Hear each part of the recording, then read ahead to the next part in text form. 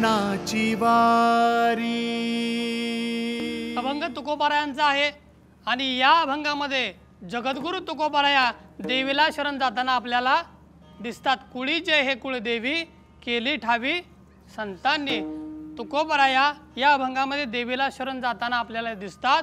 मग या ठिकाणी अभ्यासू लोकांचा अशी एक शंका आहे या ठिकाणी, तुकोबाराया माझे पांडुरंग परमात्म्याचे एकनिष्ठ भक्त आहेत। किती एकनिष्ठ भक्त आहेत? एक धरीला चित्ती आम्ही रखुमाईचा, विठ्ठल आमुचे जीवन आगम निगमाचे, विठ्ठल बाप माये चुलता, विठ्ठल भगिनी आणि राहता। एवढा एकनिष्ठ भाव त्या भगवान परमात्म्याशी जोडलेला आहे।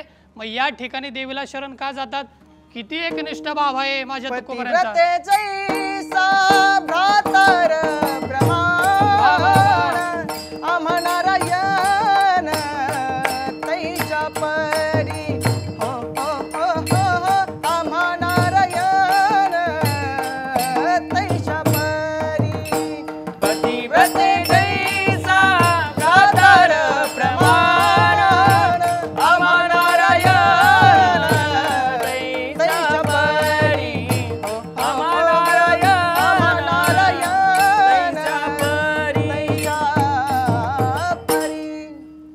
पद्धतीनं पत्नीला आपला पतिराज आवडतो, अगदी त्या पद्धतीनं तुकोबारायांना देव आवडतो माझा।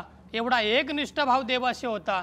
महाराज आपल्या हिंदू धर्मामध्ये असा नियम आहे, असं शास्त्र आहे, पत्नीनं जर पतीची सेवा केली तर तिला देवाची सेवा करायची गरज नाही। पण आपल्या बायका महाराज देवाच्या पाया पडतील पण नवऱ्याच्या पाया पडणार।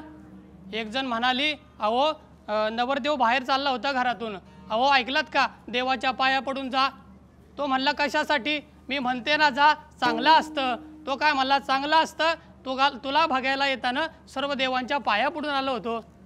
कुठं चांगलं माझं झालं? महाराज जगामध्ये मला बऱ्याच दिवसांनी कळालं, बायकोला फिरायला घेऊन गेल्यानंतर पेट्रोल पंपाच्या बाहेर का उभं करतात? तर तिथं पाटी लावलेली असते, आग लावणाऱ्या वस्तू इकडं आणू नका। महाराज जगामध्ये सर्वात दोन फास्ट नेटवर्क, एक ईमेल आणि दुसरा फिमेल। नाही कळालं? व्हॉट्सअपला एक फार गोड वाक्य आलं होतं। काय वाक्य होतं ऐका, ज्याची बायको मुकी तो सर्वात सुखी। आमच्याकडे माणसं मेल्यावर जळतात, तुमच्याकडं सारखंच आहे आपलं। ऐका दादा, एवढा एकनिष्ठ भाव त्या देवाशी होता। मग या ठिकाणी देवीला का शरण जातात? पहिला मुद्दा आहे, हा मुद्दा क्लिअर करायचा आणि अभंगाच्या पहिल्या चरणावरती यायचं। गोड प्रस्तावना सांगून अभंगामध्ये प्रवेश करतो। ऐका दादा, देवीला शरण का जातात? महाराज माझ्या तुकोबारायांचाच नाही तर प्रत्येक संतांचा एकनिष्ठ भाव पांडुरंग परमात्म्याची होता। एक संताचं उदाहरण पाहून नामदेवराय आणि देवाचा किती संबंध होता ऐका। एके दिवस 5 वर्षाचे नामदेवरायांचे वडील गावी गेल्यामुळे दररोज देवाला नैवेद्य दाखवून यायचे। एके दिवस आई म्हटली, नामदेवा हा नैवेद्य घे आणि देवाला खाऊ घालून। आपली आई काय म्हणते? देवाला नैवेद्य दाखवून। हा फरक आहे आपल्यामध्ये दादा हो। नैवेद्य खातो त्या ठिकाणी दादा हो, नामदेवरायानं नैवेद्य घेतला आणि नैवेद्य घेऊन पांडुरंग परमात्म्याच्या मंदिरामध्ये आले। समोर नैवेद्य ठेवला, 5 मिनिटं झाले, 10 मिनिटं झाले, पांडुरंग परमात्मा देव नैवेद्य खात नाही। देवा तू जर नैवेद्य खाला नाही तर तुझ्या पायावरती माझं डोकं आपटून जेव देईल असं म्हटल्याबरोबर दादा काय झालं? पाषाणाची मूर्ती थरथरा कापेली आणि जेवू ती लागेली। बोला की नाम्या सवे नोये हा महिमा सामान्य संतांचा, नैवेद्य हातीचा मूर्ती जेवी। ही ताकद कुणाची होती? नामदेवरायची होती दादा हो। आपलं कसं असतं, हा कुत्र्याला तुकडा दाखवताना एका हातात काठी असते पाठीमागं लपवलेली आणि या हातात घास असतो, यू यू यू म्हणतो आणि जवळ आले की घास पाठीमाग घेतो। कसं खायला कुत्र हो आपल्या हातातलं? ऐका ना, नामदेवराच्या हातात देव नैवेद्य खात होता। अजून बरंच काही सांगता येतील, एवढा एकनिष्ठ भाव त्या दोघांचा झाला होता। मला सांगायचं का दादा हो, आपण देवाचा आहोत ही झाली भक्ती आणि देवानं म्हणावं हा माझा आहे ही झाली भक्तीची पराकाष्ठा दादा हो। एवढा भाव होता। नामदेवराय म्हटले, देवा तुला सोडून मी जाणार नाही आणि देव सुद्धा म्हटले, नामदेवा मी सुद्धा तुला सोडून जाणार नाही। आणि एके दिवस आळंदीहून माझे ज्ञानोबाराय आले, तीर्थयात्रेला जायचं होतं। देवा नामदेवरायांना घेऊन जाऊ का तीर्थयात्रेला? त्यावेळेस देव म्हणले घेऊन जावा. नामदेवरायपाशी ज्ञानोबाराय आले. ज्ञानोबाराय बोलतात नामदेवा चला तीर्थयात्रेला जायचंय. नामदेवराय बोलले मी काय येणार नाही, देवातन माझ्यात करार झालाय, आम्ही दोघांना सोडून जाणार नाही. नाही देवानीच परवानगी दिली आहे. मग देवाला देवापाशी नामदेवराय जातात. देवा कधीपासून खोटं बोलायला लागला? निवडून आल्यापासून?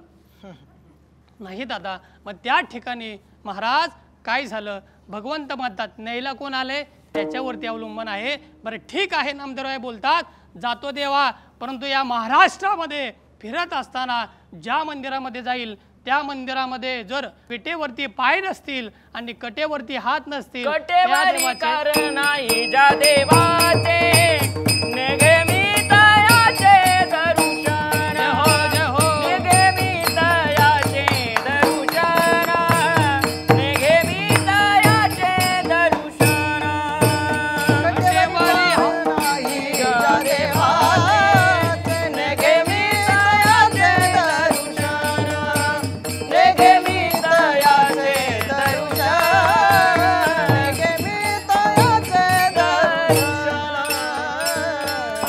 एवढा एकनिष्ठ भाव पांडुरंग परमात्मेशी होता. कोणाचा? माझ्या आज्याचा. कोणाचा?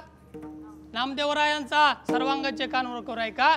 नामदेवरायांचाच नाही, प्रत्येक संतांचा भाव पांडुरंग परमात्मेशी एकनिष्ठ होता. मग माझे तुकोबाराय देवीला का शरण जातात? पहिला प्रश्न आहे आपल्या डोळ्यासमोर. मग महाराज तुकोबाराय ज्या देवीला शरण जातात ना, ती दुसरी तिसरी देवी नसून पांडुरंग परमात्मा आमची विठाई आहे. कसं महाराज? पटवून देतो महाराज. देवाला आळवताना प्रत्येक लिंगामध्ये माझ्या संतांनी आळवलेलं आहे. पुल्लिंग घ्या, स्त्रीलिंग घ्या, नपुंसकलिंग घ्या, प्रत्येक लिंगामध्ये प्रमाण देतो दादा हो. तो हा विठ्ठल भरवा, तो हा माधव वरवा, तो हा प्रत्येक काय आहे? पुल्लिंग वाचक आहे. नपुंसकलिंगामध्ये सुंदर ते ध्यान उभे विठेवरी आणि दादा हो. आणि स्त्रीलिंगामध्ये एग एग विठाबाई एग एग विठाबाई. माझे पंढरीचे आई माझे पंढरीचे आई भीमानी चंद्रभागा भीमानी चंद्रभागा. एग एग विठाबाई माझे पंढरीचे आई. बहा स्त्री रूपकामध्ये अनेक अभंग आहेत दादा हो. विठाई किठाई माझे कृष्णाई. महाराज एकच भगवंत आहे, पण आळवणी बघा किती केली. विठाई किठाई कृष्णाई का नाही म्हणजे एकच ना दादा हो. हा माझी यशोदा माता म्हणते माझे अछुडे बचुडे छकुडे ग राधे रूपडे. एकच भगवान कृष्ण आहे, परंतु आळवलं बघा. आळवताना विशेषण दिली. ज्या पद्धतीनं आई आपलं एक मुलगा असतं, परंतु आवाज देत असताना काय म्हणते? माझा छकुला, माझा बबड्या, माझा पिल्लू, माझं पिंटू. पिल्लू हे कुत्रीचं असतं. ऐका दादा हो. आळवताना दादा हो त्या ठिकाणी बोललं जातं. ज्या पद्धतीनं माझ्या पांडुरंग परमात्म्याला आळवतात ना दादा, संत प्रत्येक लिंगामध्ये आळवतात. स्त्री रूपकामध्ये कशा आळवतात हे आपण पाहतोय. महाराज अनेक प्रमाणात देता येतील. माझ्या देवीची माझ्या देवाची यात्रा 2 वेळा. आषाढी कार्तिकी तुझा गोंधळाची दाटी हो. आषाढी कार्तिकी तुझा गोंधळाची दाटी हो. कुंडली कधी बटा शोभे वाळवंटी हो. कुंडली कजनता शोभे वाळवंटी हो. एका जनार्दनी आंबा उभी कर ठेवूनी कटी हो. एका जनार्दनी आंबा उभी कर रेवणी कटी हो. उद बोला उद बोला उद बोला उद बोला उद बोला उद बोला उद बोला कृष्ण माय बाहुलीचा उद बोला उद बोला उद बोला कृष्ण माई माऊलीला हो. महाराज माझ्या संतांनी गोंधळ घातला. गोंधळ म्हणजे गडबड नाही तर अनेक जण म्हणतील गोंधळ म्हणजे बारकी पोरं घालतात ना, तो गोंधळ नाही महाराज. गोंधळ म्हणजे माझ्या साधू संतांनी गोंधळ घातला. गोंधळ म्हणजे उपासना, गोंधळ म्हणजे भक्ती, गोंधळ म्हणजे साधना. पहिले गोंधळी कोण? शुक सनकादिक करी ओ कृपा. पहिले गोंधळी महाराज शुक सनकादिक संत आहेत माझे.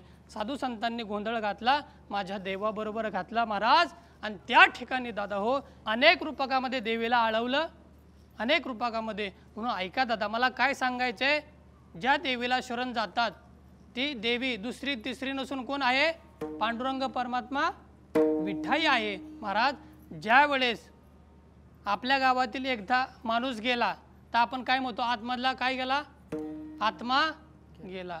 आणि एखादी बाई गेली तर आपण काय म्हणतो? आत्मी गेली म्हणतो का? काय म्हणतो आपण? आत्माच गेला. महाराज वारकरी संप्रदाय हा अभेदाचं तत्वज्ञान सांगणारा संप्रदाय आहे. शरीरामध्ये भेद असेल परंतु आत्मतत्वामध्ये भेद नाही.